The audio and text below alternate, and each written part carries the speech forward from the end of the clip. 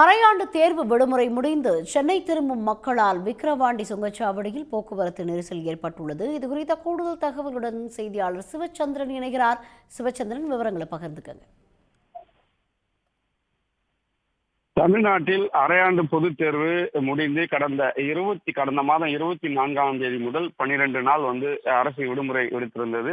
இந்நிலையில்தான் சென்னையில் வசிக்கக்கூடியவர்கள் இந்த விடுமுறை காரணமாக தங்களுடைய பிள்ளைகளை சொந்த ஊருக்கு, அதாவது தென் மாவட்டங்களில் உள்ள நெல்லை, தூத்துக்குடி, மதுரை போன்ற மாவட்டங்களில் உள்ள சொந்த ஊருக்கு சென்றிருந்தனர். தற்போது விடுமுறை முடிந்து நாளை தமிழ்நாட்டில் பள்ளிகள் திறக்கப்பட உள்ள நிலையிலும் தொடர்ந்து பார்த்தீங்கன்னா புத்தாண்டு, அதனை தொடர்ந்து சனி ஞாயிறு போன்ற விடுமுறை காரணத்தினாலும் அதிக அளவு வாகனங்கள் தற்போது தென் மாவட்டங்களிலிருந்து சென்னைக்கு செல்லக்கூடிய காட்சியை தான் நம்மால் பார்க்க முடிகிறது. நாம் இருக்கக்கூடிய பகுதி பார்த்தீங்கன்னா விக்கிரவாண்டி சுங்கச்சாவடி.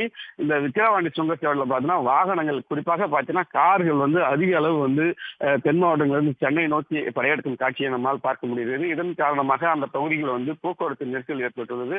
குறிப்பாக பார்த்தீங்கன்னா வழக்கமாக சுங்கச்சாவடியில் இருபுறமும் தலா 6 வழித்தடங்கள் வாகனங்கள் அனுமதிக்கப்படுவார்கள்.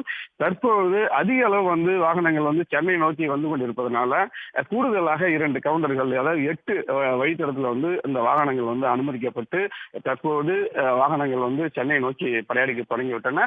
தொடர்ந்து பார்த்தீங்கன்னா இன்று பிற்பகல் முதலே இந்த போக்குவரத்து நெரிசலானது இருந்து வருகிறது. இது மேலும் இரவு வரை இந்த போக்குவரத்து வாகனத்தினுடைய எண்ணிக்கை அதிகரிக்கப்படும் என்றும் எதிர்பார்க்கப்படுகிறது. தகவல்களுக்கு நன்றி சிவச்சந்திரன்.